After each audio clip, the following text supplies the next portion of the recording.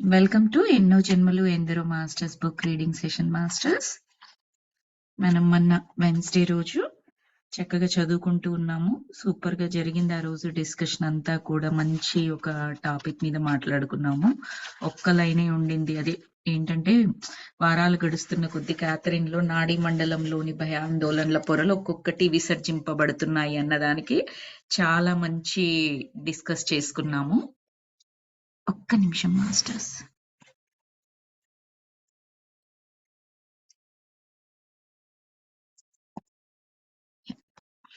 ఒక్క నిమిషం. మనలో సెంటిమెంట్స్ కానీ అవన్నీ ఎలా జీర్ణించుకుపోతాయి, ఆ సెంటిమెంట్స్ ఆ నమ్మకాల వల్లనే మన మేనిఫెస్టేషన్స్ కానీ జరుగుతూ ఉంటాయి. జనరల్ గా సెంటిమెంట్ అనగానే మనకి ఏంటి అంటే అది అలాగే ఉండకపోతే ఏదైనా కీడు జరుగుతుందేమో, ఇబ్బందికరమైంది ఫేస్ చేస్తామేమో అన్న భావన ఉంటుంది జనరల్ గా మనకి. అలా చేయకపోతే అది బలంగా ఉంటుందన్నమాట, చాలా బలంగా ఉంటుంది. అందుకని మనం ఆ సెంటిమెంట్ ఫాలో అవ్వకపోతే ఆ కీడు జరిగినట్టుగా భావించుకుంటాము. ఏది జరిగినా కూడా దీనికే ముడిపెట్టేస్తాము. మనం ఇలా చెయ్యలేదు, ఇది వద్దన్నారు, ఇది చేశాము, అందుకని ఇలా అయ్యింది, అలా ముడిపెట్టేసుకుంటూ ఉంటామన్నమాట. అవన్నీ నరాల్లో జీర్ణించుకుపోయి ఉంటాయి. కాబట్టి మీరేదైతే జ్ఞానం తీసుకుంటూ ఉన్నారో అది నరాల్లో జీర్ణించుకుంటే యెస్, నేను సాధించగలను, ఏదైనా సాధించగలను అన్నది ఒక సెంటిమెంట్. ఇంట్లో పెద్దవాళ్ళు చెప్తే మనం ఎలా తీసుకుంటాం, అవన్నీ తప్పులని చెప్పట్లేదు నేను. ఎంత బలంగా తీసుకుంటున్నామో అన్న దాని గురించి చెప్తున్నాను. మనం కొన్నిసార్లు అసలు ఏ లాజికల్ గా కూడా ఆలోచించము, చెప్పారు చేస్తాము. అది రైటా రాంగా, ఈ రోజు ఈ దేశంలో ఈ కాలంలో అది పనికొస్తుందా లేదా అనేది కూడా ఆలోచించం. మనం సింపుల్ గా చేసేస్తూ ఉంటాం అన్నమాట. మనకు అలాంటి ఎగ్జాంపుల్స్ ఎన్నో ఉన్నాయి. ఒక కాలానికి సరిపడి నెక్స్ట్ కాలానికి సరిపడనివి చాలా ఉన్నాయి. ఏంటి అంటే బెస్ట్ ఎగ్జాంపుల్ సతీ సహగమనం. మనకి మన పూర్వీకులు, చాలా చాలా పూర్వీకులు సతీ సహగమనాన్ని పాటించారు. రైట్. సతీ సహగమనం అంటే ఏంటి? భర్త చనిపోతే అదే చితిలో భార్యను కూడా చనిపోవాలన్నమాట, ఆత్మాహుతి ఆమె. కానీ అది ఏమి నేరం కాదు. ఆ కాలంలో అది నేరం కాదు. ఈ రోజేంటి, నీకు ఒంట్లో బాలేక నువ్వు తట్టుకోలేక ఆత్మహత్య చేసుకున్నా అది లీగల్ గా నేరం. అది ఆత్మహత్యకు ప్రయత్నం చేసినా కూడా నేరమే అది చట్ట ప్రకారం. అండ్ మన పురాణాలైనా శాస్త్రాలైనా ఏవైనా ఏం చెబుతున్నాయి అంటే ఆత్మహత్య మహాపాపం. వేరే వారిని హత్య చేయడం ఎంత పాపమో అంత పెద్ద పాపం ఆత్మహత్య, మనను మనం చంపుకోవడం కూడా. మరి అదే ఒకప్పుడు మరి సతీ సహగమనం అన్నప్పుడు అది ఎందుకు ఆత్మహత్యగా రాలేదు? ఒక్క నిమిషం మాస్టర్స్.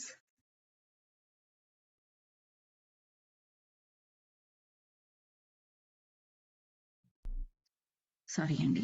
సో ఆ సతీ సహగమనం అది ఈ రోజు పాటించినట్లయితే ఎంత మూర్ఖత్వంగా అనిపిస్తుందండి మనకి. మన పెద్దలు పోరాడారు. అది వాళ్ళు పోరాడినప్పుడు ఎంత వ్యతిరేక శక్తిని సమాజం నుంచి ఎదుర్కొని ఉంటారో ఆలోచించండి. ఎందుకంటే అప్పటికి ఆ సెంటిమెంట్ అలా బలంగా నాటుకుపోయింది. అలాగే చెయ్యాలని. ఆ కాలంలో వర్క్ అయ్యింది. మా కాల పరిస్థితుల ప్రకారం వర్క్ అయ్యిందేమో, వర్క్ కాకపోయినా అలాగే చేశారేమో కానీ, అదే సెంటిమెంటు పూర్వీకులు చేశారు అని మనము ఇప్పుడు చెయ్యాలి అంటే వర్క్ అవుతుందా అది? కరెక్టేనా? కాదు కదా! ఏ శాస్త్రం ప్రకారంగా చూసినా కరెక్ట్ కావట్లేదు. దాన్ని కంప్లీట్‌గా మన మన రక్తంలో నుంచి ఆ సెంటిమెంట్ తీసేసాం మనము. కాబట్టి ఈ రోజు అలా చెయ్యకపోతే ఏదైనా ఇబ్బంది కలిగిందనుకోండి, ఆ ఇబ్బందిని ఆ సెంటిమెంట్‌కి ముడిపెట్టి చూడమనమాట మనము. ఈ సతీ సహగమనం ఎగ్జాంపుల్ నేనొక సత్సంగ్‌లో విన్నాను. ఒక స్పిరిచ్యువల్ గురువు చెప్పారనమాట ఈ ఎగ్జాంపుల్. ఏమని అంటే, ఒకప్పుడు ఆ దేశ కాలమాన పరిస్థితుల ప్రకారం అది వర్క్ అయింది. కానీ అదే ఇప్పుడు చేస్తా అంటే no. He is a spiritual గురువు చెప్పినతను. You can do that. So, అలాగే కొన్ని సాంప్రదాయాలనండి, సెంటిమెంట్స్ అనండి, మీరేమైనా చెప్పండి. పద్ధతులనండి, ఏదైనా అనండి. మనకేమవుతుంది అంటే, కాలమాన పరిస్థితులను బట్టి, దేశాలను బట్టి మారుతూ ఉంటుంది. ఇప్పుడు మీకక్కడ నైట్ అయింది. నా క్లాస్ అయిపోగానే మీరు పడుకుంటారు. నేనేం చేస్తాను? నాకు డే టైమ్ ఇది. నేను పని చేసుకోవాలి. నేను తినాలి, వండాలి, పని చేసుకోవాలి. ఎంతో పనుంది. తేడా లేదు? ఉంది కదా! ఎందుకంటే ఈ దేశంలో ఈ టైంలో పగలవుతుంది. అలా అన్నమాట. ఈ పదం చాగంటి గారు కూడా వాడతారు. దేశ, కాలమాన పరిస్థితులు అనేది. సో, మనం ఒకటి విన్నప్పుడు తప్పు లేదు. లాజికల్‌గా ఆలోచించొచ్చు. కొన్నిసార్లు లాజికల్‌గా కూడా మనకందవు. జ్ఞానపరంగా ఆలోచించొచ్చు. మరి జ్ఞానపరంగా ఆలోచించాలంటే ముందు మన జ్ఞానం తెలియాలి. ఆ జ్ఞానం తెలియాలి అంటే సజ్జన సాంగత్యం, ధ్యానము, తర్వాత స్వాధ్యాయము ఇలాంటివి గొప్ప గొప్ప గురువుల సందేశాలు వింటూ వినడం ఇవి చేశామనుకోండి, అప్పుడు అర్థమవుతూ ఉంటుంది మనకి. సో, ఈరోజు టాపిక్ ఏంటంటే హ్మ్. నిన్నేమన్నారు? ఆమేమంటుందంటే మొన్న క్లాస్‌లో వెడ్నెస్‌డే క్లాస్‌లో యుద్ధ విమానంలో ఉంది కదా! యుద్ధ విమానంలో ఉన్నప్పుడు మీ స్నేహితులు ఇంకెవరైనా బ్రతికున్నారా అని చెప్పేసి డాక్టర్ గారు అడిగితే, కొంతమంది బ్రతికున్నారు, కొంతమంది చనిపోయారని చెప్పింది. సరే మరి చనిపోయిన వాళ్ళలో ప్రియమిత్రులు ఎవరైనా ఉన్నారా ఆ విమానంలో? మీ యొక్క గన్‌మ్యాన్ గన్‌మ్యాన్ అంటే ఆ బాంబులు విసిరే అతను, తర్వాత ఆ నావిగేటర్ లోపట ఉండే నావిగేటర్ వీళ్ళందరూ బ్రతికి ఉన్నారా అంటే, ఏమో వాళ్ళు నాకు కనిపించట్లేదు. బట్ నా విమానం మాత్రం క్షేమంగా ఉంది అని చెప్పింది. సరే మరి మళ్ళీ ఆ విమానం ఎక్కి నువ్వు నడుపుతావా అంటే, ఎయిదర్ ఆ యుద్ధరంగంలో అలాగే ఉంటావా ఏంటి అన్నట్టుగా అడగడం అన్నమాట. అంటే తప్పకుండా మీ మీ చోటును ఖాళీ చేసి వెళ్ళిపోవాలి వాళ్ళు తిరిగొచ్చే లోపలే అని చెప్పింది. యెస్. నేను విమానం లోపలికి వెళ్ళాలి. విమానాన్ని నడపాలి. ఎందుకంటే శత్రువులు ఇక్కడికొచ్చే లోపలనే నేనిక్కడి నుంచి వెళ్ళిపోవాలి అని చెప్పిందనమాట.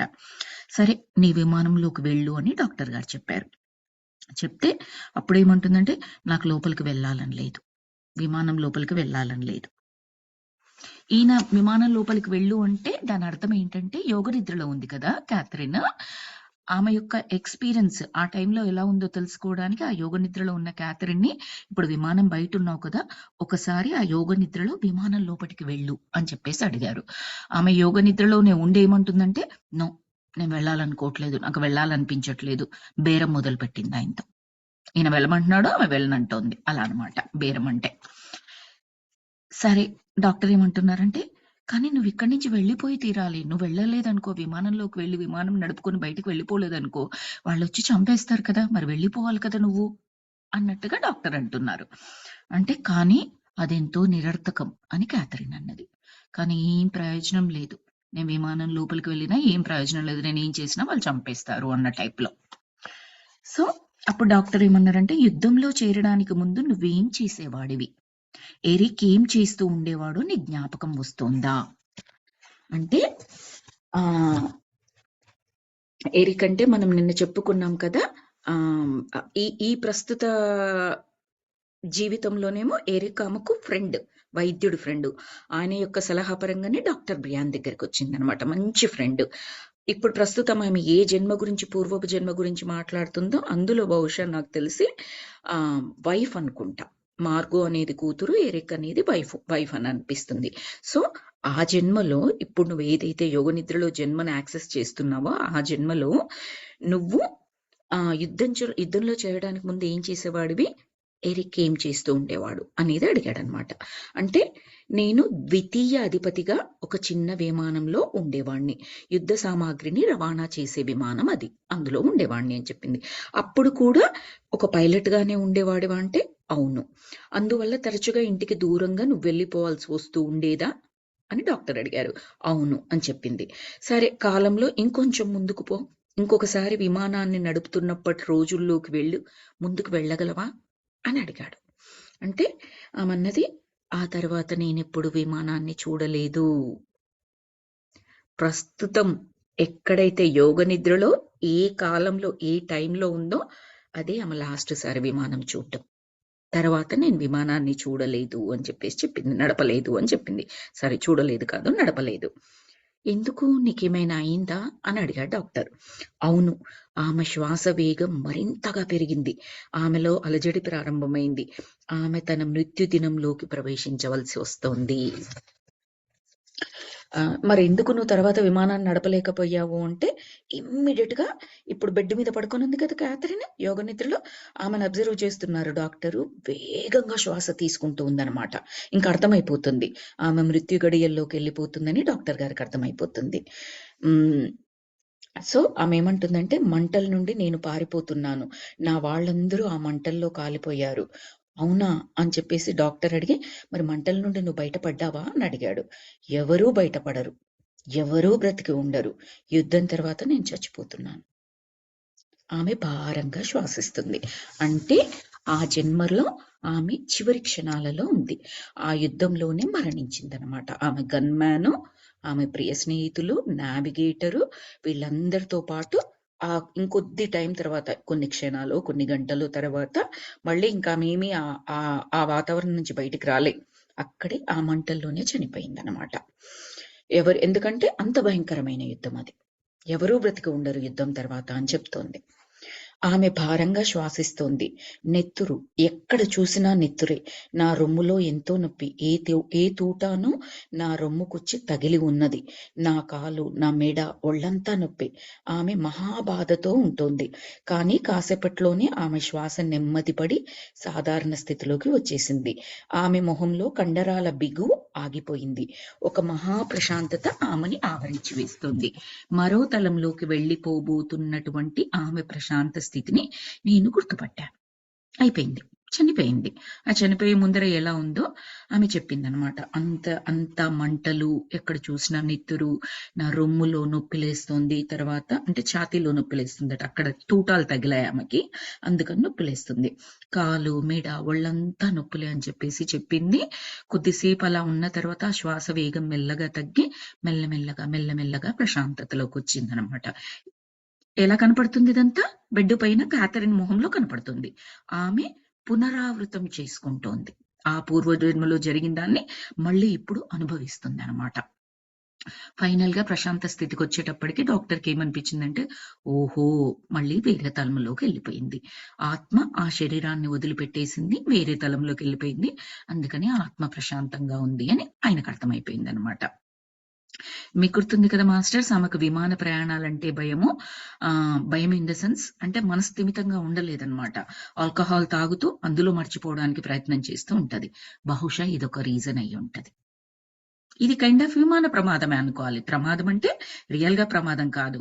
కానీ యుద్ధంలో ఆ విమానం నడుపుతూ ఉండడం వల్ల అక్కడ మంటలు చెలరేగడం, ఆ యుద్ధ తూటాలు ఆమెకు తగలడం, చుట్టూ ఉన్నవాడు చనిపోవడం మహాభయానకమైన ఎక్స్‌పీరియన్స్.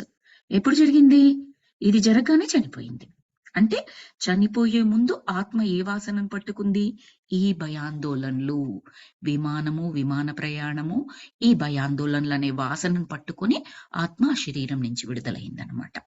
బహుశా ఇది ఒక రీజన్. ఇంకా ఏమైనా రీజన్స్ ఉన్నాయో తెలీదు. బహుశా ఇదే రీజన్ అయ్యి ఉండవచ్చు. ముందర మనకి ఇంకేమైనా వేరే జన్మల గురించి చెప్తే ఏమైనా విమానానికి సంబంధించినవి ఉంటేనేమో ఇవన్నీ కలుపుకొని అని అనుకోవచ్చు. ఇది మాత్రమే అనుకుంటే ఇది కారణం అన్నమాట.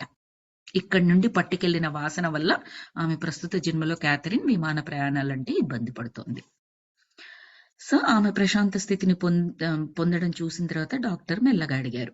ఇప్పుడు ఎంతో సౌఖ్యంగా ఉన్నట్లున్నావు. అంతా అయిపోయిందా? అని అడిగారు. ఆమె ఎంతో నెమ్మదిగా సమాధానమిచ్చింది.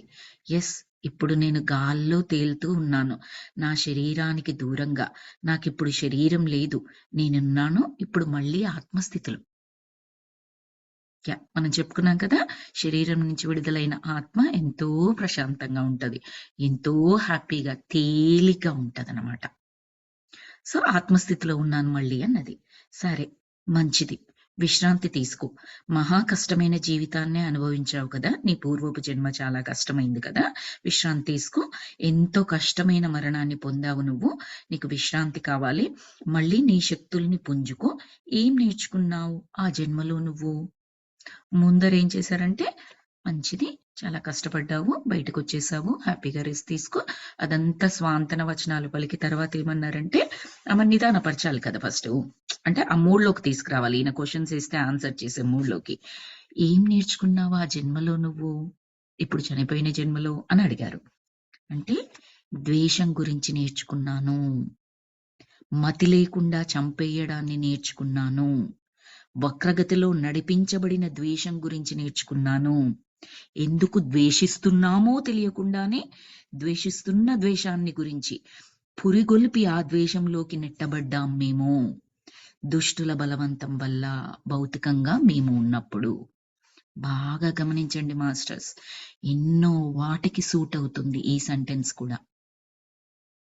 దేశాభిమానము ఉండడం తప్పులేదు. ఉండాలి. ఖచ్చితంగా ఉండాలి. ప్రతి ఒక్కరి బాధ్యత దేశాభిమానం. కానీ మూర్ఖంగా ఉండకూడదు. మూర్ఖుల యొక్క మాటలకు ఒత్తాసు పలుకుతూ ఉండకూడదు. మనం మన ఎగ్జాంపుల్ చెప్పుకున్నాము. మన పొరుగు దేశము. సింపుల్. ఇండియా అంటే పడదు. No matter what. వాళ్ళు ఎదగకూడదు. వాళ్ళు ఇలా ఉండకూడదు, అలా ఉండకూడదు, నచ్చదు, ఏది ఉండదు. ఏ విధంగానైనా అక్కడ అల్లకల్లోలం లేపాలి. ఎవరికి ప్రయోజనం ఉందక్కడ? పోనీ దీనివల్ల ఆ పొరుగు దేశం వాళ్ళు ఏమైనా సంతోషంగా ఉంటారా? వాళ్ళకేమైనా ఆర్థిక వనరులు జస్ట్ కసి, కోపం, ద్వేషం. ఏమంది క్లియర్‌గా? ఎందుకు ద్వేషిస్తున్నామో తెలియకుండానే ద్వేషం. దుష్టుల బలవంతం వల్ల ద్వేషం. నూరు పోస్తూ ఉంటారు. ఇదొక దేశం వైపుగానే ఆలోచించిన అవసరం లేదు మాస్టర్స్. కుటుంబాల పరంగా కూడా. ఇది కఠినమైన వాస్తవం. ఇప్పుడు ఒక కుటుంబానికి ఇంకొక కుటుంబానికి పడదు. చాలా సార్లు చూస్తూ ఉంటాము. పొరుగింటి వాళ్ళు జనరల్‌గా ఇప్పుడంటే సిటీస్‌లో ఉన్నాము. మనకెవరూ తెలియదు. ఒకప్పుడు విలేజెస్‌లో ఉన్నప్పుడు పొరుగింటి వాళ్ళంటే ఎవరు? మన పాలోళ్ళు. పాలోళ్ళంటే పెదనాన్నలు, చిన్నాన్నలు వాళ్ళే గదా! ఆ కుటుంబీకులే ఉండేవాళ్ళు. వాళ్ళనేమంటారు? దాయాదులు. రైట్? సో, వాళ్ళే ఉంటారు. మోస్ట్ ఆఫ్ ద టైమ్ మనకు మూవీస్‌లో చూపించినా, బయట చూసినా, ఎక్కడ చూసినా ఎలా ఉంటుంది? వీళ్ళకు, వాళ్ళకు అస్సలు పడదు. ఎవరైనా ఎదగొచ్చేమో కానీ, ఈ పెదనాన్న పిల్లలు లేదా చిన్నాన్న పిల్లలు, మేనత్త పిల్లలు వీళ్ళెవరుంటారు? వాళ్ళు ఎదగకూడదు. అంతే. అంత కసి, అంత ద్వేషం. ఎక్కడి నుంచి? తల్లిదండ్రులకుంటుంది. అది పిల్లలకు వాళ్ళింటికి మాత్రం వెళ్ళొద్దురోయ్ నువ్వు. నీ ఫ్రెండ్స్ ఇంటికెళ్ళు, ఇంకో ఊరికెళ్ళు, వేరే వాళ్ళకి సాయం చెయ్యి. వీళ్ళకి మాత్రం చేయొద్దు. వాళ్ళస్సలు మంచోళ్ళు కాదు. మనకిలా చేశారు, మన తాతలకు అలా చేశారు. ఇలా చెప్పేసి జనరేషన్స్‌గా పాపం కొన్ని జనరేషన్స్ అయిపోయిన తర్వాత ఆ పిల్లలకు తెలీదు ఎందుకు ఆ కుటుంబాలను మనం ద్వేషిస్తున్నాం. ఎందుకు ఆ చిన్న తాత, పెద్ద తాత అంటే వాళ్ళంటే మనకు కోపము. No clue. కానీ ద్వేషం కంటిన్యూ అయిపోతది. దేశం లెవెల్‌లో అది కదా! అమ్మా? పెద్దవాళ్ళ ద్వేషానికి పిల్లల్ని కూడా పాడు చేయడం. చేయకూడదు. అస్సలు చేయకూడదమ్మా. ఇప్పుడు మరి ఈ ద్వేషాలు, ఇవి మనస్తత్వాలు సమంగా లేకనే, సంభావ్యాలు సమంగా లేకనే పరిస్థితులు బాగోలేవని చెప్తున్నారు. ఇది కామన్‌గా అయిపోయింది. ఏదైనా జరిగితే చాలు పెద్దవాళ్ళు పిల్లల్ని కూడా వాళ్ళ పిల్లలతోని వాడుకోకూడదు. వాళ్ళ ఇంటికి చిన్న పిల్లలు 5, 6 సంవత్సరాల పిల్లలుంటారు. వాళ్ళకి గొడవేంటో అర్థం కాదు. కానీ వాళ్ళ ఇంటికెళ్ళి ఆడుకోకూడదు. ఎందుకంటే పెద్దవాళ్ళకి గొడవైంది. అసలు ఇంక మీనింగ్‌లెస్ అన్నమాట. 5, 6 సంవత్సరాల పసిబిడ్డ నుంచి ఆ ద్వేషం అలాగే వెళ్ళిపోతూ ఉంటది. వాళ్ళు వాళ్ళ పిల్లలకి అదే చెప్తూ ఉంటారు. కానీ రీజన్ ఏంటో తెలియదు. ఎందుకు గొడవైందో కూడా తెలీదు. ఏంటో కూడా తెలీదు. సో, అది చాలా తప్పు. మనమేం చేస్తామంటే కుటుంబం మీద ఉన్న ప్రేమ, అది ప్రేమ అని నేనైతే చెప్పను ప్రేమ అని. కుటుంబాల మధ్య ఉన్నట్టుగానే దేశాల మధ్య కూడా అక్కడి నుంచే కదమ్మా స్టార్ట్ అయ్యేది. కుటుంబాల దగ్గర నుంచే కుటుంబము, సమాజము, రాష్ట్రాలు, దేశాలు ఇలా మొదలవుతూ ఉంటాయి ఖండాలు. సో, అది పంచకూడదు. ఏదైనా సంతోషాన్ని, మంచిని, జ్ఞానాన్ని పరిధులు లేకుండా పంచుకోవచ్చు. ద్వేషం మాత్రం కుదిరితే మనతోనే ఆపేయాలి. ఇంకా బాగా కుదిరితే మనలో కూడా ఆ ద్వేషాన్ని మొదలు పెట్టకూడదు. ఆ విత్తనమే మొదలు పెట్టకూడదన్నమాట. వీలున్నంత వరకు ఏం తప్పులేదు. అక్కడ అడ్జస్ట్ అయినా తప్పులేదు. కాంప్రమైజ్ అయినా తప్పులేదు. ఒక అడుగు కాదు 10 అడుగులు వెనక్కేసినా తప్పులేదు. ఆ ద్వేషం లేకుండా ఉండడానికి. కానీ ఇప్పుడు అలా జరిగిపోతున్నాయి. కోకొల్లలు మోర్ దెన్ 90% గొడవలు కుటుంబాల మధ్యలోనే వస్తున్నాయి. అది చాలా సాడ్. ఒక కుటుంబ వ్యవస్థ అనేది ఎందుకు ఏర్పడిందంటే ఆ ప్రేమ, ఆ నిస్వార్థం ఇలాంటివన్నీ నేర్చుకోవడానికి. నా అని ఇది నా అన్న, నా అక్క, నా తమ్ముడు, నా తల్లి, నా తండ్రి, నా భర్త, నా పిల్లలు ఈ నా అనుకునేటప్పుడు ఆ ప్రేమ వాళ్ళ కొరకు ఏదైనా చేస్తాం కదా స్వార్థం లేకుండా. అదేదైతే ఉందో ఆ విత్తనం మనలో అంకురించిన విత్తనం మెల్లమెల్లగా మన కుటుంబమే కాదు, చుట్టుపక్కల వాళ్ళు కాదు, సమాజానికి, రాష్ట్రానికి, దేశానికి అలా ఆ విత్తనం పెరిగి పెరిగి పెరిగి పెద్దదైపోయి మన ప్రేమ కూడా అలా పెరగాలన్నమాట. అలా పంచగలగాలి. దాని కొరకు ఈ కుటుంబ వ్యవస్థ. లేకపోతే ఈ ఆత్మకు బంధువులేంటమ్మా, ఈమె ఇప్పుడు క్యాథరిన్ ఆ శరీరాన్ని వదిలేసి పైకి వెళ్ళిపోయింది. ఎవరామె బంధువులు ఇప్పుడు అక్కడ ఆత్మస్థితిలో? ఎవరు లేరే. ఎన్నో జన్మలు తీసుకుంది. ఒక జన్మలో ఒకతని ఫ్రెండు, అదే అతను ఇంకో జన్మలో భర్త, ఇంకో జన్మలో కొడుకు, ఇంకో జన్మలో ఇంకొకటి. ఏ రిలేషన్ ఉందనుకోవాలి ఇప్పుడు ఆమెకు ఆ పర్సన్ తో ఇన్ని జన్మల నుంచి? డిఫరెంట్ కదా. సో ఈ రిలేషన్స్ ఎందుకు ఏర్పడ్డాయంటే మనలో ఈ మంచి, ఈ ప్రేమ, ఈ దయ, ఈ కరుణ, ఈ నిస్వార్థం, ఈ లక్షణాలు అంకురించడానికి, పెరగడానికి, తద్వారా స్ప్రెడ్ అవ్వడానికి ప్రపంచానికి. అది మెయిన్ రీజన్. కానీ కంప్లీట్ ఆపోజిట్ వేలో వెళ్తున్నాం.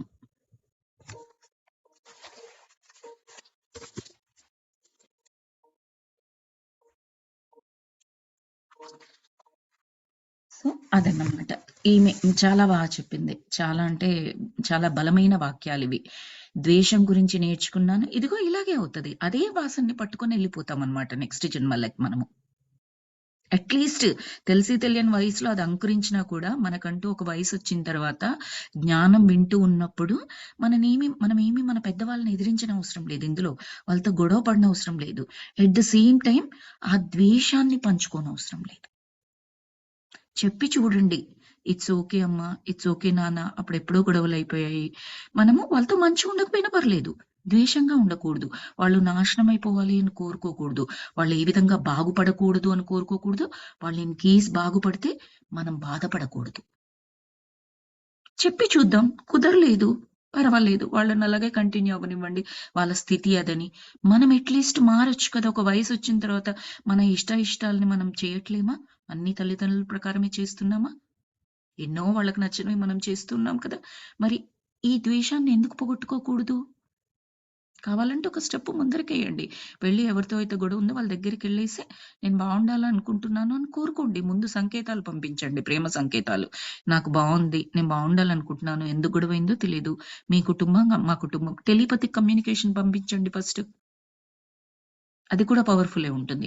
ఆ తర్వాత మెల్లగా వాళ్ళతో కలిపి ప్రయాణం చేయవచ్చు. అది ఒక అడుగు ముందుకన్నమాట. లేదంటే అన్నెసెసరీ. ద్వేషం నేర్చుకున్నాను, మతి లేకుండా చంపేయడాన్ని నేర్చుకున్నాను. ఆమె ఎవరి గురించి చంపేసింది? దేశం గురించి. కానీ ఆ దేశం అని చెప్పట్లేదు. దేశాభిమానం అని మాట్లాడట్లేదు. నువ్వేం నేర్చుకున్నావంటే ఆత్మస్థితిలో ఉంది ఆమె ఇప్పుడు. అది గమనించండి. దేశాభిమానం మాట్లాడట్లేదు, ద్వేషం గురించి మాట్లాడుతుంది. ఎందుకు నేను ద్వేషించానో కూడా నాకు తెలియదు. పురుగొల్పారు నన్ను. నన్ను ఇన్ ద సెన్స్ అలాంటి వాళ్ళందరినీ. దుష్టుల బలవంతం వల్ల భౌతిక శరీరంతో నేనున్నప్పుడు నేను అలా రెచ్చగొట్టబడ్డాను అని చెప్పేసి చెప్తుంది. అంటే ఈయన ఇప్పుడు మనకొచ్చిన డౌటే ఈయన అడుగుతున్నారు. దేశం కోసం పాటించే కర్తవ్యం కన్నా ఉన్నతమైన కర్తవ్యం ఏదైనా ఉందా మనిషికి? ఎస్. దేశం కోసం ఏం చేసిన శ్రీకృష్ణ వాళ్ళు కూడా అదే చెప్పారు. ఆ రాజ్యం కాపాడుకోవడానికి అది చెయ్యాలి అని చెప్పేసి చెప్పారు. కానీ అందులో చాలా ధర్మ సూక్ష్మాలున్నాయి. అడ్డమొచ్చిన వాళ్ళలా నరుక్కుంటూ పొమ్మని కాదు. అది కాదక్కడ. రాజ్యక్షేమం కొరకు సంక్షేమం లేకుండా అడ్డుపడుతున్న వారిని మనుషులుగా గుర్తించాం మనం. రాక్షస తత్వము అంటారు. రాక్షస తత్వం అనేది కంప్లీట్ గా నాశనం కాబడాలి, చంపివేయబడాలి. దేవుడు చేస్తుంది కూడా అది.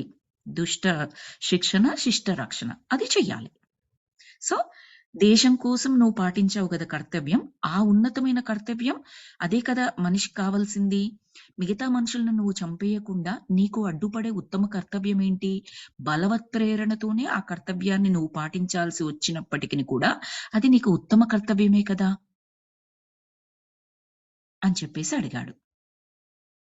దానికన్నా ఇంకా ఏమైనా ఉత్తమ కర్తవ్యం ఉందా నీకు? దేశం కోసం ఇతరులను చంపడం కన్నా అది కర్తవ్యం అనుకుంటే, ఆ కర్తవ్యం కన్నా పెద్ద కర్తవ్యం లేదా ఉత్తమమైన కర్తవ్యం నీకేమైనా ఉందా అని క్వశ్చన్ అడిగారు ఒకటి. అంటే ఆమె మెల్లగా ఎస్ ఉన్నది అని ఒప్పుకున్నది. కానీ ఏమీ వివరించట్లేదు ప్రస్తుతానికి. ఉంది, అంతకైనా గొప్పది, ఉత్తమమైన కర్తవ్యం ఉంది, కానీ వివరించట్లేదు. సరే, మరిప్పుడు దేనికోసం నువ్వు నిరీక్షిస్తూ ఉన్నావు అని అడిగారు. అవును, పునరుజ్జీవనాన్ని పొందే స్థితి కోసం నిరీక్షిస్తున్నాను. నేను నిరీక్షించే తీరాలి. వాళ్ళు నా కోసం వస్తారు. వాళ్ళు తప్పకుండా వస్తారు అని చెప్పింది. ఎవరో వాళ్ళు ఇంకా చెప్పలేదు. పునరుజ్జీవనాన్ని పొందే మళ్ళీ జీవం పోసుకోవడం స్థితి కొరకు, ఆ స్థితి కొరకు నిరీక్షిస్తున్నాను. ఇంకా నేను నిరీక్షించాలి, వాళ్ళు వచ్చేంత వరకు నిరీక్షించాలి అని చెప్పింది. ఎవరో వాళ్ళు, ఇంకా మనకు తెలియదు. సరే, డాక్టర్ ఏమంటున్నారంటే, మంచిది, వాళ్ళు వచ్చినప్పుడు చెప్పు. ఓ సారీ, వాళ్ళు అంటే ఇక్కడ కాంతి మాస్టర్స్. మనకు తెలుసు కదా, ఆమె ఇప్పుడు ఆత్మలోకంలో ఉంది. ఆత్మలోకం అన్నా, కాంతి లోకం అన్నా, మాస్టర్స్ లోకం అన్నా అంతా కూడా ఒకటే అన్నమాట. సో ఆ మాస్టర్స్ గురించి వెయిట్ చేస్తుంది అన్నమాట. వాళ్ళు వచ్చి గైడెన్స్ ఇవ్వాలి ఈమెకి. మంచిది, వాళ్ళు వచ్చినప్పుడు చెప్పు, నేను కూడా వాళ్ళతో మాట్లాడాలి. ఎన్నో నిమిషాల సేపు మేమిద్దరం వారి రాక కొరకు నిరీక్షించాము. యోగ నిద్రలో ఆమె అలాగే క్వైట్ గా ఉంది. డాక్టర్ గారు ఆమెను చూస్తూ అలా క్వైట్ గా ఉన్నారనమాట. ఆ కాంతి మాస్టర్స్ వచ్చినప్పుడు డిఫరెంట్ వాయిస్ తో వస్తుంది కదా, క్యాథరిన్ మాట్లాడేటప్పుడు క్యాథరిన్ లో నుండి ఆ మాస్టర్స్ మాట్లాడతారు. అది మనకు కూడా అర్థమైపోతుంది. సో డాక్టర్ గారు జస్ట్ వెయిట్ చేస్తున్నారనమాట. హఠాత్తుగా ఆమె కంఠస్వరం పెరిగింది. బొంగురు గొంతు. తొలి మాస్టరే, కవి మాస్టర్ కాదు ఇప్పుడు మాట్లాడుతున్న అతను. ఇంతకుముందు కవితాత్మక ధోరణిలో మాట్లాడిన మాస్టర్ పేరు ఈయన కవి మాస్టర్ అని పెట్టేసుకున్నారు సింపుల్ గా. సో ఇప్పుడు క్యాథరిన్ గొంతు బొంగురుగా ఉందట, కంఠస్వరం పెరిగి ఉందట. తొలి మాస్టరే కానీ కవి మాస్టర్ కాదు, ఇప్పుడు మాట్లాడుతున్నాడు అని చెప్పారు. శుభం, భౌతికంగా ఉంటున్న వాళ్లకు జరపాల్సిన, ఇది ఎవరు చెప్తున్నారంటే కాంతిలోకంలో ఉన్న ఆ మాస్టర్ చెప్తున్నారు. శుభం, ఇవన్నీ మనకు కూడా మాస్టర్స్. డాక్టర్ కి చెబుతున్నారు అంటే డాక్టర్ గారు ప్రపంచానికి చెప్పాలి అని చెబుతున్నారు కాబట్టి మనందరికీ కూడా.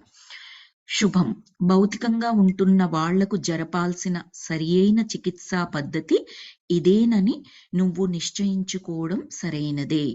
ఆ మనుషుల మనసుల్లో ఉన్న భయాలన్నింటినీ నువ్వు పారద్రోలి తీరాలి. భయాలు మనస్సుల్లో ఉంటే అవి మహాశక్తిహీనమైపోయి ఉంటాయి. వాళ్ళు ఈ భూమి మీద సాధించి తీరాల్సిన విషయాలను సాధ్యపడనీయకుండా ఈ భయాలే వాళ్లకు అడ్డుపడుతూ ఉంటాయి. నీ పరిసరాలలో సంకేతాలను గమనించి పట్టుకో. ఆ సంకల్ప సంకేతాలను మహాప్రగాఢంగా ఆ మనస్సు లోతుల్లోకి, మహాలోతుల్లోకి నువ్వు ప్రతిష్ఠించాలి.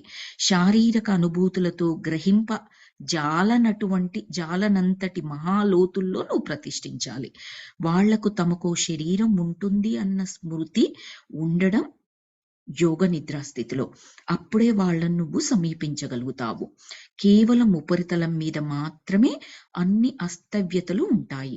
వాళ్ళ ఆత్మలోతుల్లోకి, సంకల్పాలన్నీ సృజించబడే ఆత్మ ప్రగాఢతలోకి నువ్వు ప్రవేశించాలి. డాక్టర్కి ఏమని చెప్తున్నారంటే, నువ్వు వాళ్లకు ఇన్ ద సెన్స్, ఇప్పుడు ఆయన ప్రస్తుతానికి క్యాథరిన్ కి అలాంటి చికిత్సలు వేరే వాళ్ళకు కూడా చేశారు కదా డాక్టర్ గారు. ఈమెది చాలా డిఫరెంట్ కేసు అన్నమాట. సో వీళ్ళకి ఏదైతే చికిత్సా విధానం జరుపుతున్నావో అదంతా కూడా కరెక్టే.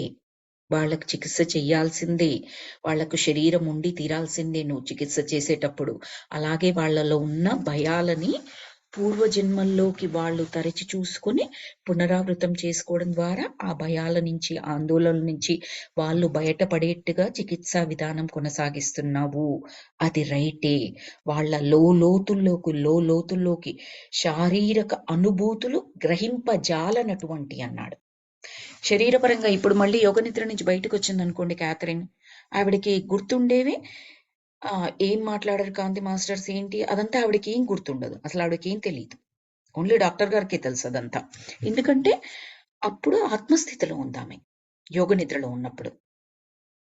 అందుకనే ఆ పూర్వజన్మల్లో జరిగినవన్నీ మళ్ళీ పునరావృతం చేసుకోగలుగుతుంది. చేసుకుని అందులో నుంచి బయటపడుతుంది. బయటపడడానికి కారణం ఎవరంటే యోగ నిద్ర ప్రక్రియ అన్నమాట.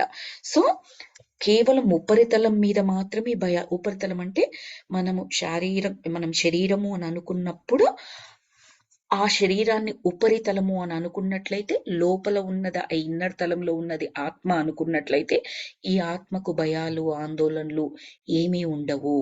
శరీరం గ్రహిస్తుంది. ఆ గ్రహించిన దాన్ని చనిపోయేటప్పుడు ఆత్మ జ్ఞానం కింద తీసుకొని వెళ్తుంది. అంటే లెసన్స్ కింద తీసుకొని వెళ్తుందన్నమాట. అది మంచి కానివ్వండి, చెడే కానివ్వండి, లెసన్స్ కింద తీసుకొని వెళ్ళిపోతుంది. కాబట్టి ఆత్మ లోతుల్లోకి సంకల్పాలన్నీ సృజించబడే ఆత్మ ప్రగాఢతలోకి నువ్వు ప్రవేశించాలి. ఇప్పుడు నేను చదివిన పారాగ్రాఫ్ చూస్తే ఇది చూడండి, అన్ని కాస్త కష్టమైన పదాలు వాడారు. బికాస్ వాళ్ళు మాట్లాడేది కాంతిలోకంలోని మాస్టర్స్. వాళ్ళ ఎన్ని ఉన్నతమైన పదాలు, ఉన్నతమైన వాక్యాలు. అందుకని అటువంటి కష్టతరమైన పదాలు, అంటే మనం మామూలుగా మాట్లాడే లాంగ్వేజ్ కన్నా కొంచెం ఎక్కువ ఉన్నతమైనవి అన్నమాట ఇవన్నీ. శక్తి సర్వస్వం, శక్తి సర్వస్వము శక్తే. కానీ ఆ శక్తి మహా దుర్వినియోగమే జరుగుతూ ఉంటుంది. ఎక్కడ చూసినా శక్తి ఉంటుంది, కానీ ఆ శక్తిని దుర్వినియోగం చేస్తున్నాము అని చెప్తున్నారు వాళ్ళు. పర్వతం లోపల మహాప్రశాంతతే ఉంటుంది. ఆ పర్వత మహాకేంద్రంలో మహాప్రశాంతతే ఉంటుంది. పర్వత ఉపరితలం మీదనే కష్టాలు ప్రారంభమవుతాయి. మానవులకు పర్వత ఉపరితలం మాత్రమే కనిపిస్తూ ఉంటుంది, కానీ నువ్వు ఆ పర్వతపు ప్రగాఢతలోకి ప్రవేశించగలుగుతూ ఉంటావు. ఆ పర్వతాంతరంలో ఉంటున్న పర్వత అగ్ని మూలాన్ని నువ్వు దర్శించి తీరాల్సి ఉంటుంది. దాన్ని దర్శించడానికి ఆ పర్వతపు మహాంతర్భాగంలోకి నువ్వు వెళ్లాల్సి ఉంటుంది. సరే, పర్వతం అంటే మనకు అది ఒక రాతి లాగా ఇలా ఊహించుకుంటాం, ఎందుకంటే అలాగే కనపడుతూ ఉంటుంది కాబట్టి. ఉపరితలమే కనిపిస్తుంది, ఆ పర్వతం లోపల ఎలా ఉంటుందో మనకు తెలియదు, మనకు కనిపించదు. రైట్? సో దీన్ని మనము పర్వతం అని వాళ్ళు చెప్పారు, నేను సముద్రం అనే ఎగ్జాంపుల్ చెప్దాం అనుకుంటున్నాను, ఎందుకంటే ఈజీగా మనకు అర్థమవుతుంది. సముద్రము మనకిప్పుడు మీరు ఒడ్డున కూర్చున్నారనుకోండి, చిన్నదో పెద్దదో అల వస్తూనే ఉంటది, అలలు కనపడుతూనే ఉంటాయి. రైట్? మీకు ఒడ్డున కూర్చున్నట్లయితే మీరు సముద్రము కాస్త మధ్యలోకి ట్రావెల్ చేసి చూడండి, మీరు షిప్లోనో క్రూజ్లోనో వెళ్తున్నప్పుడు చూడండి, ఎంత ప్రశాంతంగా ఉంటుంది. అసలు కదిలినట్టు కూడా తెలియదు మీకు. ఆ సముద్రం నిశ్చలంగా ఉన్నట్టుగా కనపడుతుంది, ప్రశాంతంగా ఉన్నట్టుగా కనపడుతుంది. లోపలికి వెళ్ళండి, ఆ సముద్రం లోపలికి, ఇంకా ప్రశాంతత ఉంటది. ఇది ఎలా చూడొచ్చు అంటే, నాకు ఇండియాలో నాకు తెలియదు ఇలాంటివి ఉన్నాయా లేవా. యుఎస్ లో గ్లాస్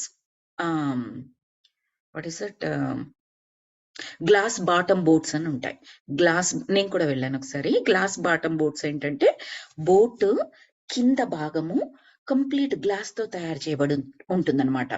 ఆ కింది భాగానికి వెళ్ళిపోయి ఆ బాటమ్ లోకి వెళ్ళిపోయి, బోట్ లో, ఆ పడవలో, ఆ షిప్ లో ఏదైతే అది, అందులో కిందికి వెళ్ళిపోయి గ్లాస్ బాటమ్ దగ్గరికి వెళ్ళిపోయి చూసినట్లయితే సముద్రపు అడుగు కనపడుతుంది మనకి. నేను చూసాను, చిన్న చిన్న జీవరాశులు ఎంత క్లియర్ గా ఉంటుందంటే, ఎంత తేటగా ఉంటుందంటే, అవన్నీ మీకు జస్ట్ ఇలా మీ కళ్ళ ముందర చూసినట్టుగానే ఉంటుందన్నమాట ఆ గ్లాస్ బాటం బోట్ లో నుంచి. కానీ అంత ప్రశాంతత అనుకుంటామా? సముద్రపు చివరన ఒక ఒడ్డు దగ్గర కూర్చున్న మనము, సముద్రం అంటే సముద్రం మొత్తం అలలే అని అనుకుంటాము, బికాస్ అంతే తెలుసు, అది ఉపరితలం మనకి. కానీ లోపల వేరేలాగా ఉంటుంది. అలాగే ఈ శరీరాన్ని ఉపరితలం అనుకుంటే అన్నీ దాని మీదే ఉంటాయి, కానీ లోనికి చూసినట్లయితే, అంతర్తలంలోకి చూసినట్లయితే అది ఎప్పుడూ కూడా ప్రశాంతంగా ఉంటుంది. కానీ శక్తి సరిపోదు మనకు దాన్ని చూడ్డానికి. మనకు భగవంతుడు ఇచ్చిన శక్తిని, ప్రకృతి ఇచ్చిన శక్తిని రకరకాలుగా దుర్వినియోగం చేస్తూ ఉంటాము. మరి అసలైన దానికి ఎక్కడ సరిపోతుంది శక్తి? మనకి సరిపోదు. ఈ రోజే ఒకరి ఆ క్లిప్పింగ్ కొరకు నేను చూస్తూ ఉన్నాను కొద్ది రోజుల నుంచి. నాకు మా రిలేటివ్ ఒక అతను చెప్పారనమాట. ఆ క్లిప్పింగ్ మీకు అందరికి కూడా తెలిసే ఉండవచ్చు. అది మళ్ళీ నాకు ఆ క్లిప్పింగ్ దొరకలేదు, నాకు ఫార్వర్డ్ చేద్దామంటే. ఈ రోజు ఫ్రెండ్ స్టేటస్ మెసేజ్ లో చూసి, అరే చాలా రోజుల నుంచి వెయిట్ చేస్తున్నాను, నాకు ఫార్వర్డ్ చేయంటే అనుకోకుండా తను అప్పటికే డిలీట్ చేసుకుంది. క్లిప్పింగ్ లేదు, స్టేటస్ మెసేజ్ లోనే ఉంది. ఇప్పుడు మన క్లాస్ కు ముందర కూడా దాని గురించి వెతుకుతూ ఉన్నాను. ఏంటి అంటే, ఒక చిన్న కథలాగా ఉంటుంది. ఒక రాజు తన వైఫ్ కి, తన పుట్టినరోజు ఏదో ఒకటి దాని కొరకు అని చెప్పేసి పెద్ద సంబరాలు చేయిస్తూ ఉంటారనమాట. అంటే గొప్ప విందుని ఏర్పాటు చేస్తారు. విందుని ఏర్పాటు చేసేటప్పుడు వంటశాలలో వంట వాళ్ళందరూ వంట వండుతూ ఉంటారు. వండుతున్నప్పుడు అక్కడే ఆ పైనుంచి ఒక గరుడ పక్షి ఏం చేస్తుందంటే పామును కరుచుకొని, అంటే పాము దాని ఆహారం, పామును కరుచుకొని అది అక్కడి నుంచి పైనుంచి వెళ్తూ ఉంటది. అది దాని జాబు. దానికి ఈ వంటశాలకి వంటకి సంబంధం లేదు. ఈ వంట వాళ్ళకి గరుడ పక్షితో ఆ పాముతో సంబంధం లేదు. రైట్? సో ఎవరి పని వాళ్ళు చేసుకుంటున్నారు.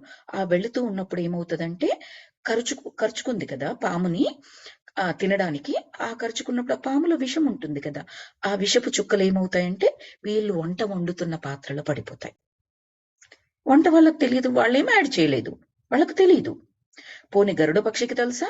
దానికి తెలియదు, ఖర్చుకొని వెళ్ళిపోతుంది. పాముకు తెలుసా? పాముకు తెలియదు, అది ప్రాణభీతితో ఉంది, దానికేమీ తెలియదు. సో గరుడ పక్షికి తెలియదు, పాముకు తెలియదు, వంట వండుతున్న వాళ్ళకి తెలియదు, తర్వాత రాజుగారికి రాణిగారికి కూడా తెలియదు. ఇందులో ఇన్వాల్వ్ అయిన వాళ్ళందరినీ నేను చెప్తున్నాను, వీళ్ళకి ఎవ్వరికీ తెలియదు.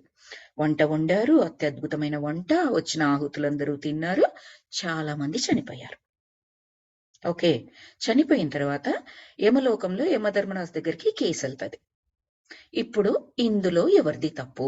ఇంతమంది చనిపోయారు, ఈ పాపపు అకౌంట్ ఎవరికి వెయ్యాలి? ఎవరి అకౌంట్ లోకి వస్తుంది ఈ పాపం? ఇంతమంది చనిపోయిన పాపం రాజు చెప్పాడు కాబట్టి ఆయన, రాజు చెప్పింది రాణిగారి గురించి కాబట్టి రాణికి వస్తుందా? వంట వండిన వాళ్ళకు వస్తుందా? ఖర్చుకుని పోతున్న గరుడు పక్షికి వస్తుందా? గరుత్మంతుడు వాటెవర్ దానికి వస్తుందా ఆ పక్షికి? లేదా విషపు చుక్క రాల్చేసింది కాబట్టి పాముకు వస్తుందా? పాము యొక్క సహజ లక్షణం అది, విషపు చుక్కలు అనేది. అది కొత్తగా ఏం తేడా చేయలేదు, దాని లక్షణం అది. ఎవరికి వస్తుంది? ధర్మ సంకటం. బట్ యమధర్మరాజు ధర్మ సూక్ష్మాలు తెలిసినవాడు. ధర్మము వేరు, ధర్మ సూక్ష్మము వేరు. మీకు కుదిరితే ఎప్పుడైనా చాగంటి దాంట్లో వినండి, చాలా డిఫరెన్స్. ధర్మం అనేది, ధర్మ సూక్ష్మం అనేది. చాలా గొప్ప గొప్ప గొప్ప గొప్ప వేదాంతాలు, తర్వాత గొప్ప గొప్ప పురాణాలు చదివిన వారికి ఆ సూక్ష్మం అంటే ఏంటి అర్థమవుతుంది. మనకి బయట లెవెల్లో చూస్తే ఏమవుతుందంటే, అరే ఇతను ధర్మాన్ని తప్పాడే, ఇంత పెద్ద గురువు ధర్మం పాటించట్లేడే అన్నట్లుగా ఉంటుంది. ఆ ధర్మంలో ధర్మ సూక్ష్మం ఉంటుంది, వాళ్ళు దాన్ని పట్టుకొని చేస్తారు. మనకేమవుతుందంటే మనకేమీ తెలియదు, అది సింపుల్ గా ధర్మం తప్పాడు ఇతను, ఇంత పెద్ద గురువు అయ్యుండి ధర్మం పాటించట్లేడు, ఈయన దేవుడు ధర్మం పాటించట్లేడు. అలాగే కదా శ్రీకృష్ణుని మనం అంటూ ఉంటాము, 16,000 మంది భార్యలు అని చెప్పేసి ఫస్ట్ అది పట్టుకునే వెటకారం చేస్తారు కృష్ణుణ్ణి. కానీ దాని వెనకాల చాలా ఉంటది చరిత్ర. మీకు కుదిరినప్పుడు ఇలాంటివన్నీ వింటూ ఉండండి మాస్టర్స్. ఇప్పుడు జ్ఞానం నేర్చుకుంటూ ఉన్నారు కాబట్టి బెస్ట్ వేలో అనలైజ్ చేయడానికి మీకు అవకాశం ఉంటుంది. మీకు మీ పరంగా, మీకు సామాజిక పరంగా కూడా దాన్ని అప్లై ఎలా చేసుకోవాలో తెలుస్తుంది.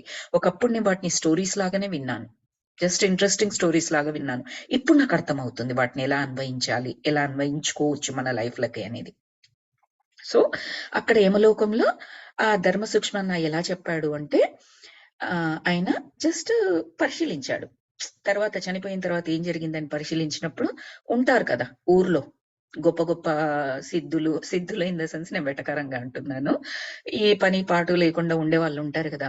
అయ్యో రాజుగారు చేయించారట రాణిగారి గురించి, ఇంతమంది చనిపోయారట, ఇదిగో ఇది రాజు వల్లే జరిగింది, వైఫ్ గురించి చేయించకపోతే జరిగేది కాదు కదా, అమ్మో ఆవిడ కావాలి కాబట్టి ఈయన ఒక్కొక్కరు ఎవరికైతే, ఇప్పుడు రాజు నచ్చలేదు రాజు గురించి వేడగా, రాణి నచ్చలేదు ఆవిడకి ఇదంతా కావాల్సి వచ్చిందా, లేదు వంట వల్ల నచ్చలేదు, ఏంటమ్మా ఇది వాళ్ళకే అది అది వంట వాళ్ళు నచ్చలేదు, సింపుల్. వంట వాళ్ళు కళ్ళు మూసుకొని చేస్తున్నారా, మూతలు పెట్టకూడదా, అలా చూసుకోకూడదా వంట వాళ్ళ మీద. సో ముందర మానవుల దగ్గరికి వద్దాం. ఇంకా గరుడ పక్షి వాటిని కూడా మనం అనగలిగే తెలివితేటలు మనకు అమోఘంగా ఉన్నాయి అనుకోండి, అది వేరే విషయము. సో వాళ్ళు అని చెప్పేసి ఎవరు నచ్చరో వాళ్ళ మీద అనుకోవడము, గుసగుసలాడుకోవడం అది మొదలు పెట్టేశారు అనమాట. వీళ్ళకి సంబంధించిన పన ఇది కాదు. ఎందుకు చేస్తున్నారు?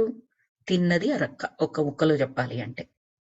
ఇలా మాట్లాడుకోవడం వల్ల ఏమీ ప్రాబ్లం లేదు అనుకోవడం వల్ల కానీ ఎంతో శక్తి నిర్వీర్యం అవుతుంది. బాగా గుర్తుపెట్టుకోండి, ఉబుసుపోక చెప్పే కబుర్ల వల్ల మనం పోగొట్టుకునే శక్తి ఎంత అంటే ఇంట్లో ఖాళీగా కూర్చోకుండా ఓ పర్స్ వేసుకొని పర్సులో డబ్బులో ఏటీఎం కార్డు పెట్టుకొని మీరు షాపింగ్కి వెళ్ళి కనపడ్డదల్లా వాడు మార్కెటింగ్ చేసిందల్లా కొనుక్కొని వచ్చి ఇంటికి తెచ్చి పెట్టుకుంటే మీ పర్సులో ఉన్న డబ్బులన్నీ ఎలా మాయమైపోతాయో మీకు అవసరం లేకపోయినా. మీరు చేసింది ఏంటి? ఖాళీగా ఉన్నారు, టైంపాస్ కొరకు వెళ్ళారు. వాడు పెద్ద పెద్ద బోర్డులు పెట్టాడు, బై 1 get 1, బై 2 get 2 అనుకుంటూ పెద్ద పెద్ద బోర్డులు పెట్టాడు. ఆషాఢ మాసం సేలు, ఈ సేల్, ఆ సేల్ అని. మనకు అక్కర్లేవు, అన్నీ వేసుకొచ్చేస్తాం ఓ ట్రక్ వేసుకొని ఇంటికి. ఎవరి పర్సు ఖాళీ అయింది? షాపు వాడి పర్సు కాదు, మన పర్సు. అలాగే ఉబుసుపోని కబుర్ల వల్ల, అన్నెసెసరీ ఒపీనియన్స్ వల్ల మన శక్తి నిర్వీర్యం అవుతుంది. యమధర్మరాజు చెప్పిన న్యాయం ఏంటంటే, ఇదిగో వీళ్ళందరినీ వీళ్ళ అకౌంట్లో వేసేసే ఆ పాపం అని చెప్పేశాడు. ఇలా కబుర్లు మాట్లాడారు కదా, ఈ గాసిపింగ్ చేశారు కదా, వీళ్ళ ఖాతాలో వేసేసాయి అని చెప్తాడు. యూ డోంట్ బిలీవ్ మాస్టర్స్, నేను విన్న తర్వాత ఇది మనం జనరల్ గా సెలబ్రిటీస్ గురించి, రాజకీయ నాయకుల గురించి, అందరూ బ్యాడ్ వాళ్ళు ఏం లేరు. వాళ్ళ పర్సనల్ లైఫ్స్ మనకు తెలీదు. సింపుల్ గా అసలు అతను ఇతను అని కూడా పిలవు మనం, వాడు వీడు అది ఇది. చాలా కష్టం అనిపిస్తోంది ఇప్పుడు అలా వినడానికి, అనడానికి కూడా. నేను అన్నాను ఒకప్పుడు, నాకు తెలియదు అది తప్పని. అవునట, ఆమె ఇలాగట, ఈమె అలాగట, వీళ్ళతో వెళ్ళింది కాబట్టి విడాకులైంది. ఎందుకు? Do we need all that? వాళ్ళిద్దరి మధ్యలో ఏ ప్రాబ్లమ్స్ ఉన్నాయో, ఈమెది తప్ప, ఆమెది తప్ప, ఆయన తప్ప, ఎందుకు నీకు? ఏమైనా జడ్జి నువ్వు ఇక్కడ? అంతకన్నా బెటర్ పని అంటూ లేదా నీకు ఇంట్లో కూర్చొని చేయడానికి? ఇలా అనిపిస్తుంది నా మనసు. అంత శక్తి నిర్వీర్యం అయిపోతుంది అనమాట. అందుకని నాకు ఈ క్లిప్పింగ్ ఎక్కడ దొరుకుతుందా అని చూసాను అనమాట. సో బాగా గుర్తుపెట్టుకోండి మాస్టర్స్, అక్కర్లేంది, నీకు అవసరం లేనిది, ఇతరులకు అవసరం లేనిది, ఎవరికి ఉపయోగం లేనిది ఎట్టి పరిస్థితిలో విననవసరం లేదు, చేయనవసరం లేదు, మాట్లాడనవసరం లేదు. తప్పనిసరి అయ్యిందనుకోండి, న్యూట్రల్ గా అబ్జర్వర్ గా మాత్రమే ఉండండి. ఆ ఎనర్జీస్ మీరు అబ్జర్వ్ చేసుకోకండి, మీ ఎనర్జీస్ పోగొట్టుకోకండి. మీరు ఇప్పుడు ఒక గ్రూప్ లో ఉన్నారు, అందులో లేని ఆమె గురించి మాట్లాడుతూ ఉంటారు. ఒక ఆమె స్టార్ట్ చేస్తుంది, మరి తప్పదు కదా, ఆమె అన్నదానికి మనం అవును అవును అనకపోతే ఆ గ్రూప్ లో ఉండలేం. మనం ఆడ్ మ్యాన్ అవుట్ అయిపోతాము. మనం సపరేటెడ్ గా అన్నట్లు, వేస్ట్లే ఈమెను కూర్చోబెట్టుకున్నా ఏమేం మాట్లాడదు, మన మన మన ఆజ్యంలో అగ్ని పోయేదు, అగ్నిలో ఆజ్యం పోయేదు, సంథింగ్ ఆ సామెత ఉంది కదా, అలా చేయదు. వేస్ట్ ఈమెకు చెప్పడం. మనకి ఏ కబుర్లు చెప్పరు వాళ్ళు. ఇంకా పీడ పోయింది అనుకోవాలి. టు బి ఫ్రాంక్, నేను ఒక వర్డ్ అంటాను, పీడగయ్యా అంటాను అనమాట. హ్యాపీ. ఫస్ట్ లో మనకు బాధ అనిపిస్తుంది. ఒకప్పుడు వీళ్ళు నాకు ఫోన్ చేసేవాళ్ళు, ఏదైనా చెప్పేవాళ్ళు, ఏదైనా, ఇప్పుడు నాకు చెయ్యట్లేదు, వాళ్ళు సపరేట్ గా. ఎంత మంచి విషయమో! పండగ చేసుకోండి, డబ్బులు లేకపోతే అప్పు తెచ్చి మరి. ఫస్ట్ ఫేజ్ ఉంటుంది, అలా అనిపించే phase. It's okay, let it go. ఆ ఫేజ్ ను కూడా అనుభవించండి. బాధ అవుతుంది, కోపం వస్తుంది, ఆవేశం వస్తుంది, మనం నెగ్లెక్ట్ చేశారనిపిస్తుంది మనకేమీ చెప్పకపోవడం వల్ల. కానీ అర్థం చేసుకోండి, ఆ భగవంతుడు మీరు తీసుకున్న జ్ఞానానికి సపోర్ట్ చేస్తున్నాడు, మీరు ఇంప్లిమెంట్ చేసే విధానంగా. ఆయన కొన్ని అడ్డుపుల్లలన్నీ తీసేస్తున్నాడు మీ దగ్గరికి రాకుండా, మీ శక్తి నిర్వీర్యం కాకుండా. మనం చేసుకోవాల్సింది ఏంటంటే సంకల్పం. అలాంటివి ఏమి, ఆ చెడు వినకూడదు, చెడు అనకూడదు, చెడు మాట్లాడకూడదు అని ఉంది కదా గాంధీజీ గారిది. అది మనము సంకల్పం చేసుకోవాలి. నేను సిద్ధంగా ఉన్నాను వాటికి. కొన్నిసార్లు మన కుటుంబ సభ్యులవే మన దగ్గరికి రావు, ఫీల్ అవ్వకూడదు. అరే నా కుటుంబ సభ్యులే, మా అత్తగారే, నా తోటికోళ్లే, మా బావగారే, మర్దులే, లేదా వదిన, అన్న, తమ్ముడు, సంథింగ్. ఇంతకుముందు చెప్పేవారు, ఇప్పుడు చెప్పట్లేదు. ఎందుకు చెప్పట్లేదంటే నువ్వున్న ఫ్రీక్వెన్సీకి అవసరం లేని విషయాలు, నీ ఎనర్జీని నిర్వీర్యం అయ్యే విషయాలు. ఎవరు చెప్పించనివ్వట్లేదు? భగవంతుడు, యూనివర్స్ చెప్పనివ్వట్లేదు, నీ దగ్గరికి రానివ్వట్లేదు. అనవసరమైన ఖర్చు నీకు అని శక్తి. సో అలాంటివి జరిగినప్పుడు ఫైనల్ స్టేజ్ ఏంటంటే థ్యాంక్స్ టు భగవాన్, థ్యాంక్స్ టు యూనివర్స్. నేను ఇది ఫేస్ చేశాను మాస్టర్స్, నేను చెప్పగలను. నేను బాధపడ్డాను. నేను ఇది జ్ఞానం తీసుకోగానే అనుకుంటూ ఉంటాను, ఈ జ్ఞానం ఇంప్లిమెంట్ చేయడానికి నేను సిద్ధంగా ఉన్నాను, కావలసిన సపోర్ట్ నాకు ఇవ్వండి మాస్టర్స్ అని నేను అనుకుంటూ ఉంటాను అనమాట. ఒక జ్ఞానం తీసుకోగానే, అది నేను అర్థం చేసుకోవాలనుకోండి, చేసుకున్న తర్వాత అనుకుంటాను.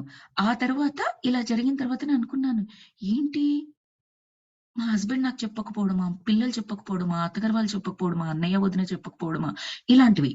ఫ్రెండ్స్ దగ్గర నాకెప్పుడు జరగలేదు అలా. కానీ ఇవి ఇలాంటివి అనిపిస్తూ ఉండేదనమాట. తర్వాత నాకర్థమైపోయింది. ఆ విషయాలు ఒకప్పుడు తెలిసినప్పుడు ఎటువంటి శక్తి నిర్వీర్యం జరిగింది నా దగ్గర. అన్నెసెసరీగా. ఎవరికైనా ఉపయోగం ఉంటే ఓకే. అది నిర్వీర్యం అయినట్టు కాదు. వాళ్ళకి నేను హెల్ప్ చేశాను, ఇంకొకటి చేశాను, అలాంటివుంటే అదేం నిర్వీర్యం కాదు.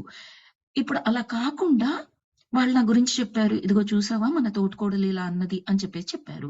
అవును. ఆమె ఎప్పుడు అలాగే చేస్తదని. ఇంకో పుల్ల నేను వేశాననుకో, ఏ విధంగా నేను లాభం చేకూర్చినట్లండి నాతో మాట్లాడే ఆవిడకి? ఆవిడ బాధపడుతుంది. నేను ఒప్పుకుంటాను. నేను ఇంకో పుల్ల వేయడం వల్ల అది స్వాంతన అనుకుంటాము. No masters. సూడో అని ఒక వర్డ్ ఉంటుంది ఇంగ్లీష్‌లో. సూడో సాంతన అంటే స్వాంతనలాగా కనిపిస్తుంది కానీ కాదు అని చెప్పినట్టు మీనింగ్. ఆ సూడోకు మీనింగ్. ఏం చెయ్యాలి నేనక్కడ? తను మాట్లాడింది వినొచ్చు క్వైట్‌గా. వినేసి ఏం చెప్పొచ్చు? ఇలాంటివన్నీ నువ్వు బాధపడకుండా ఉండాలంటే చక్కగా ధ్యానం చేసుకో. ఇప్పుడు ఆవిడ ఏదో నిన్ను అనింది కదా! అనింది కాబట్టి కూర్చొని బాధపడకు నువ్వు దానికి. అనగానే అది నీ లోపలికి వెళ్ళి, నీ లోపల శక్తిని నిర్వీర్యం చేయకముందే కూర్చొని కళ్ళు మూసుకో. రామో, కృష్ణో నీ ఇష్టం. నీకేది నచ్చితే అది కూర్చొని, ఏది లేకపోతే శ్వాస. నీకు నచ్చింది కూర్చొని సైలెంట్‌గా నీ లోపల నువ్వెళ్ళు. విను. అలా ఉన్నప్పుడు ఏమవుతుంది? ఆ లోపల నుంచి శక్తి పెరుగుతూ ఉంటుంది. ఆ శక్తి పెరగడం వల్ల ఇమ్మీడియేట్ లాభం ఏంటి? ఫస్ట్ ఈ గంట సేపు బాధపడేదానివి గంట సేపు మౌనంగా ఉన్నావు. ధ్యానంలోకి వెళ్ళావు. ఫస్ట్ బెనిఫిట్ అది నీకు. ధ్యానం కుదిరినా కుదరకపోయినా. ఆ ధ్యానంలో ఆమెకు సంబంధించిన ఆలోచనలు వచ్చినప్పటికి కూడా నీ నోరు మాట్లాడట్లేదు కదా ఇక్కడ. తీసుకెళ్ళి ఇంకొకరికి చెప్పట్లేవు కదా. ఇవన్నీ లాభాలే ఇనిషియల్ గా చూసుకుంటే. ఇలా మనం ప్రాక్టీస్ చేస్తున్న కొద్దీ ఏమవుతుందంటే మనం అర్థం చేసుకుంటాము. యూనివర్స్ మనకి ఏమిస్తోంది, వేటి నుంచి మనం తప్పిస్తోంది. చాలా ఇంపార్టెంట్ లెసన్స్ మాస్టర్స్ ఇవన్నీ. అండ్ ఇంప్లిమెంట్ చేయడానికి నేను సిద్ధంగా ఉన్నాను అనుకోండి ఒకటి మంచి జ్ఞానం వినగానే, తర్వాత కార్యక్రమం చాలా శాతం యూనివర్స్ చేసి పెడుతుంది. అవేర్‌నెస్‌తో ఉండండి. మెడిటేషన్ చేయండి. నాకు అర్థం అవ్వాలి, యూనివర్స్ నాకేం హెల్ప్ చేస్తుందో అర్థం చేసుకోగలగాలి నేను. ఆ శక్తి నాకుండాలి అని కోరుకోండి. జరిగింది, అర్థమైంది. ఇంకా ఆలోచించకుండా థాంక్స్ చెప్పేసేయండి. మనస్ఫూర్తిగా, సంతోషంగా థాంక్స్ చెప్పేయండి. సో దట్ ఏంటంటే అలాంటివి మోర్ అండ్ మోర్ బ్లెస్సింగ్స్ మీరు అట్రాక్ట్ అవుతారు. ఇంకొకసారి ఆ గుంపులోకి మీరు వెళ్ళినప్పుడు, ఏ గ్రూప్‌లో అయితే గాసిపింగ్ మాట్లాడుతున్నారో ఆ గ్రూప్‌లోకి మీరు వెళ్ళినప్పుడు, మీరు ఉండగా అవి జరగవు. సరికదా? అవి జరగకుండా ఉండడానికి వద్దు. పలానా ఆవిడొచ్చింది. ఇలాంటి చిల్లర మాటలు మనం మాట్లాడకూడదు. చీప్‌గా ఉంటాయి. ఆ క్రెడిట్ అంతా కూడా మీకే వస్తుందండి. అంటే అంతమంది వేరే వాళ్ళ గురించి గాసిప్ మాట్లాడకుండా ఎందుకుంటున్నారు? ఎవరి పుణ్యం అకౌంట్ అది? నీ అకౌంట్‌లోకొస్తుందది. చూడండి ఎక్కడి నుంచి ఎక్కడికొచ్చాం మనము. మనం మాట్లాడడం కాకుండా ఇంకో 10 మంది చేత ఆ గాసిపింగ్ మాట్లాడకుండా చేయగలిగాము. పోనీ వాళ్ళకేమన్నా ఉపదేశాలు చేశామా? ఏమీ లేదు. మన ప్రెజెన్స్ అంతే అక్కడ. ఇప్పుడు చాగంటి గారి సభల్లో కూర్చుంటాం మనము. పిచ్చి పిచ్చి మాటలు, పిచ్చి పిచ్చి సినిమాల గురించి, క్యాబరె డాన్స్‌ల గురించి వీటిని మాట్లాడతామండి? ఏదైనా ఉంటే క్వెషన్ అడిగితే మళ్ళీ ఆయన చెప్పిన దాంట్లో నుంచి అడుగుతాం కానీ, ఏ సినిమా యాక్టర్ గురించో, వీళ్ళు విడాకులు తీసుకున్నారట, వాళ్ళు వీళ్ళతో వెళ్ళిపోయారట, ఈ సినిమా ఇలా అయిందట, ఆవిడ అలా అయిందట, ఇలాంటివి ఈ రాజకీయ నాయకుడు ఇలా చేసి ఇలాంటి క్వెషన్స్ అడుగుతామా? అడగము. రీజన్ ఏంటి గమనించారా? ఆ శక్తి వలయం. ఆయన చుట్టూ ఉన్న శక్తి వలయం. అదే విషయాన్ని మాట్లాడిస్తది మనతోని. ఆ ఆవరణలో ఉన్నంత సేపు అట్‌లీస్ట్ వేరే వాటి గురించి మనం మాట్లాడం. ఆ శక్తి విలువ అది. సో, ఇది మాస్టర్స్. మనం ఆ సజ్జన సాంగత్యము, స్వాధ్యాయం చేసుకుంటూ ఉన్నప్పుడు, జ్ఞానాన్ని నేర్చుకుని ధ్యానం చేస్తూ ఉన్నప్పుడు బ్యూటిఫుల్‌గా మన అంతరాత్మ, మన చుట్టూ ఉండే మాస్టర్స్ ఇచ్చే జ్ఞానాన్ని మనం అర్థం చేసుకోగలుగుతామనమాట. Okay masters. మనం ఇక్కడ స్టాప్ చేద్దామండి ఈరోజు సెషన్‌ని. Thank you so very much. Next Wednesday క్లాస్‌లో నెక్స్ట్ టాపిక్ రీడ్ చేసుకుందాం. ఎందుకంటే మాస్టర్స్ కాంతిలోకంలో ఉన్న మాస్టర్స్ చాలా చాలా విషయాలు ఇచ్చారు ఇక్కడ మనకి. దాన్ని సెపరేట్‌గా ఇంకో క్లాస్‌లో నేర్చుకుందాం. Thank you.